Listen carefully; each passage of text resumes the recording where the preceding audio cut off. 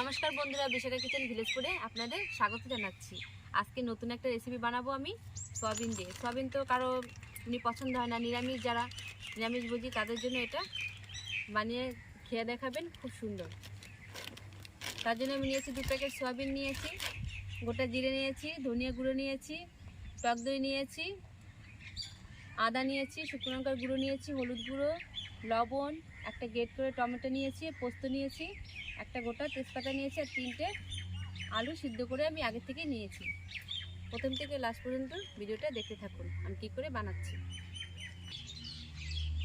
সিদ্ধ করা আলুগুলো আমি গ্রেট করে নিই।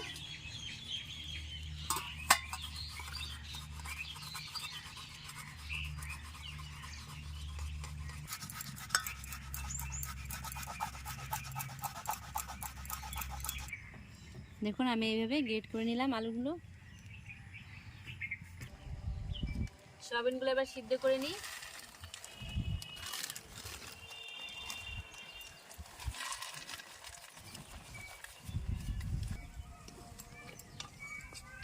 দেখাও সয়াবিনগুলো সিদ্ধ হয়ে গেছে, ভালো করে সিদ্ধ করে নিলাম। এবার নামিয়ে দিদি বেটে নেবে।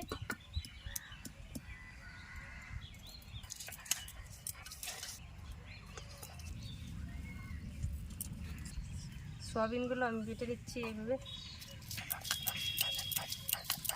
আপনারা চাইলে মিক্সিও করে নিতে পারেন, কিন্তু পাটায় বাটা ওটা টেস্টি হয়।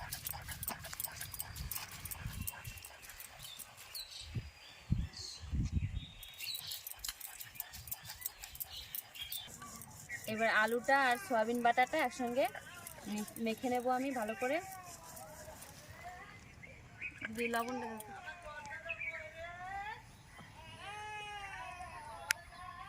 হালকা একটু লবণ দিয়ে দিচ্ছি।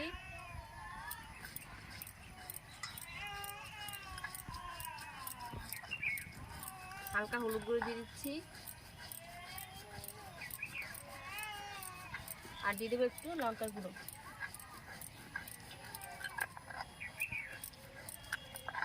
সবগুলো এবার ভালো করে মেখে নেব।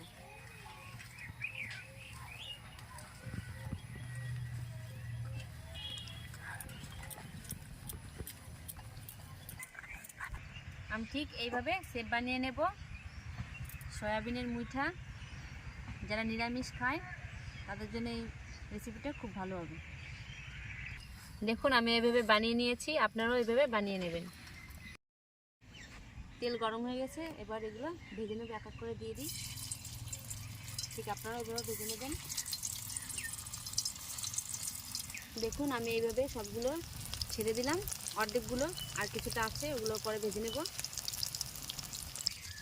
এক পাশ ভাজা হয়ে গেছে, আর এক পাশ উল্টে দিয়ে আমি একটু লাল লাল করে ভেজে নেবেন আপনারাও। আমি দেখুন সুন্দর লাল লাল হয়েছে, আর হালকা করে ধরবেন কিন্তু, নাহলে কিন্তু ভেঙে যেতে পারে। ভাজা হয়ে গেছে, এবার নামিয়ে নেব। দেখুন আমি এরকম করে লাল লাল করে সবগুলো ভেজে নিয়েছি। এবার ওই কড়াইতেই তেল দিয়ে দেব।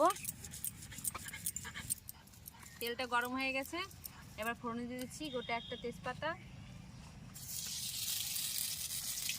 আর দিচ্ছি গোটা জিরে,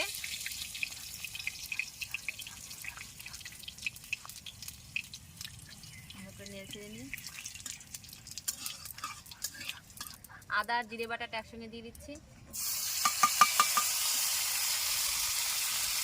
ভালো করে ভেজে নেব। এবার ধনিয়া গুঁড়ো দিয়ে দেবো 1 চামচের মতো।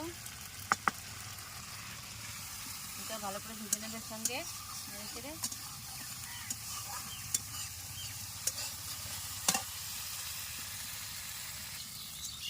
গ্রেট করে একটা টমেটো দিয়ে দেবো।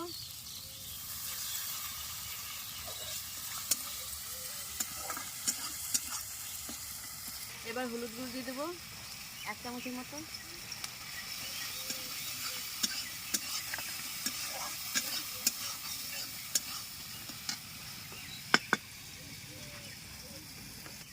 পরিমাণ মতো লবণ দিয়ে দেবো। এবার লঙ্কার গুঁড়ো দিয়ে দেবো।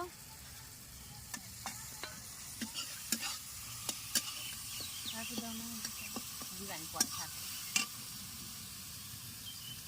এবার টক দই দিয়ে দেবো। টক দইয়ের মধ্যে কিন্তু আমি হালকা পরিমাণে চিনি মিশিয়ে নিয়েছি, কারণ যেহেতু আমি একটা টমেটো গ্রেট করে দিয়েছি, টক হয়ে যাবে, চিনি মিশিয়ে দিয়েছি। মশলাটা কষানো হয়ে গেছে, এবার জল দিয়ে দেবো পরিমাণ মতো। কি সুন্দর কালার এসেছে, হ্যাঁ সুন্দর একটা কালার এসেছে ঝোলের। কমেন্ট করতে কিন্তু ভুলবেন না, আপনারা কমেন্ট করবেন।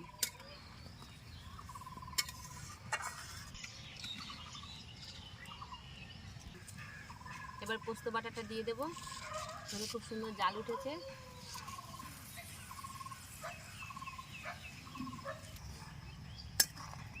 এবার দুটো চেরা কাঁচা লঙ্কা দিয়ে দেবো। ঝোলটা ভালো করে ফুটে গেছে, আমি এগুলো এবার এক এক করে ছেড়ে দেবো। সুন্দর করে ছাড়তে লাগবে, ভেঙে যেতে পারে, কিন্তু আস্তে আস্তে করে ছেড়ে দিতে লাগবে।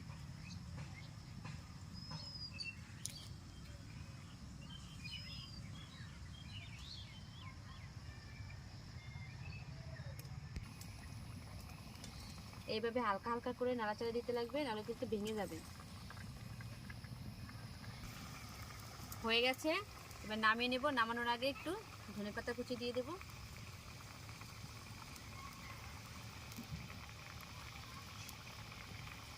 এবার নামিয়ে নেব। দেখুন কত সুন্দর একটা কালার এসেছে। যদি খাও, খেয়ে দেখি আমরা একটু কেমন হয়েছে। সয়াবিনের মুইঠা, নিরামিষ মুইঠা খুব টেস্টি হয়েছে। আপনারাও এভাবে বানিয়ে খেয়ে দেখবেন। অবশ্যই আমাদের ভিডিওগুলো কমেন্ট করবেন, আর নতুন হয়ে থাকলে সাবস্ক্রাইব করে দেবেন, আর ফেসবুকে ফলো করে দেবেন। সবাই ভালো থাকবেন, নমস্কার।